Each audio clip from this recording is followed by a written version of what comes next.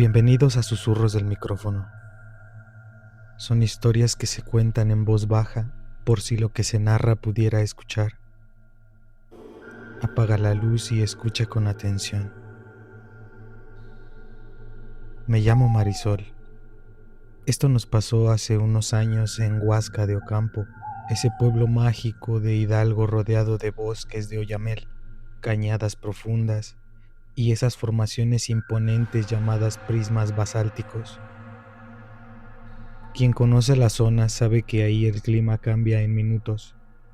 Un momento tienes el sol en la cara y al siguiente baja una niebla tan densa que borra todo lo que está a más de 3 metros de distancia.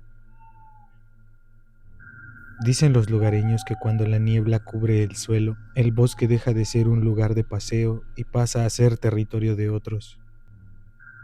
Fuimos de excursión mi amiga Carla, Lidia y yo. Con nosotras venía Chispa, el perro de Carla, un cruce de pastor de pelaje claro, muy vivaz y alerta, pero que nunca se alejaba demasiado. Era parte de la familia y para Carla era como tener un hijo más. Elegimos un sendero marcado, bien transitado, que bordea el cauce de un arroyo cercano. Al principio todo era normal. El aire fresco, el sonido del agua corriendo entre las piedras y el canto de los pájaros. Pero a media mañana, sin previo aviso, la niebla empezó a subir desde el fondo del barranco. En cuestión de 20 minutos nos envolvió por completo. Lo extraño no era solo la niebla, sino que el sol seguía brillando en lo alto, pero no lográbamos ver su luz llegar hasta el suelo. Era como si estuviéramos dentro de una burbuja gris que nos aislaba del resto del mundo. Fue entonces cuando empezamos a escucharlos. Primero eran sonidos lejanos, risitas agudas, muy bajitas, como de niños que juegan a las escondidas. Luego pasos ligeros entre la maleza que parecían rodearnos sin acercarse del todo. A veces creíamos que nos llamaban por nuestro nombre, pero las voces eran distorsionadas como si vinieran a través de un tubo o desde muy lejos. «Son duendes», dijo Lidia en voz baja, casi susurrando. «Aquí en Huasca dicen que son los guardianes del bosque. No les gusta que invadan su espacio y se divierten desorientando a los que entran sin respeto. Intentamos regresar sobre nuestros pasos, pero lo que parecía ser el camino de vuelta nos llevaba siempre al mismo claro con un viejo roble torcido.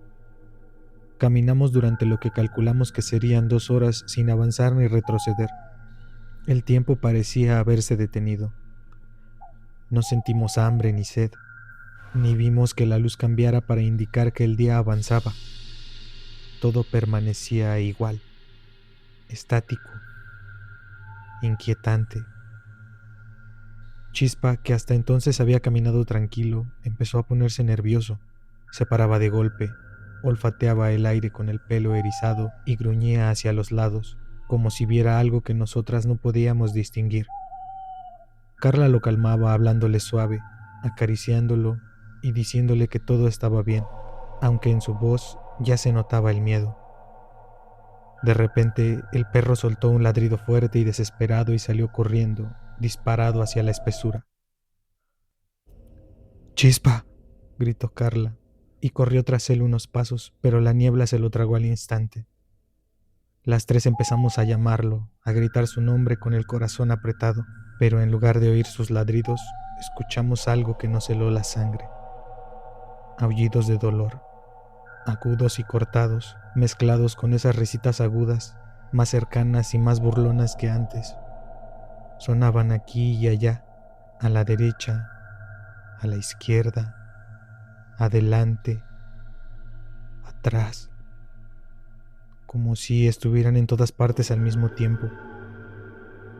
Carla se derrumbó en el suelo, llorando desconsolada. «No, por favor, devuélvanmelo», suplicaba entre sollozos. No les hizo nada, solo venía con nosotras. Nos abrazamos a ella, temblando sin saber qué hacer. Sabíamos que no podíamos entrar ahí, que lo que le estaba pasando a Chispa nos podía pasar a nosotras también. El dolor de Carla se mezclaba con el miedo. no solo perdía a su mascota, sentía que una parte de su propia vida se quedaba atrapada en ese lugar. Entonces empezaron los ataques. Desde entre los árboles nos lanzaban ramas secas, piedras pequeñas, trozos de corteza. No nos golpeaban con fuerza, pero era suficiente para mantenernos asustadas, para hacernos saber que nos vigilaban. Y en un momento, cuando un soplo de viento apartó la niebla solo unos segundos, las tres lo vimos claramente. Figuras pequeñas, no más altas de 1 metro, encorvadas, con piel oscura y rugosa, ojos muy brillantes y profundos, se quedaron quietas mirándonos antes de desaparecer de un salto entre la vegetación, como si nunca hubieran estado ahí. Seguimos caminando sin rumbo fijo, solo intentando mantenernos juntas. Para nosotras, todo aquello duró unas 2 horas más, pero cuando por fin la niebla se disipó y salimos a un sendero conocido, nos encontraron los guardabosques y los vecinos que nos buscaban. Habían pasado 3 días completos. Nos dijeron que nos buscaron desde la tarde del primer día sin descanso. Nosotras no teníamos ni una sola sensación de haber pasado tanto tiempo ahí adentro. No nos dio sueño.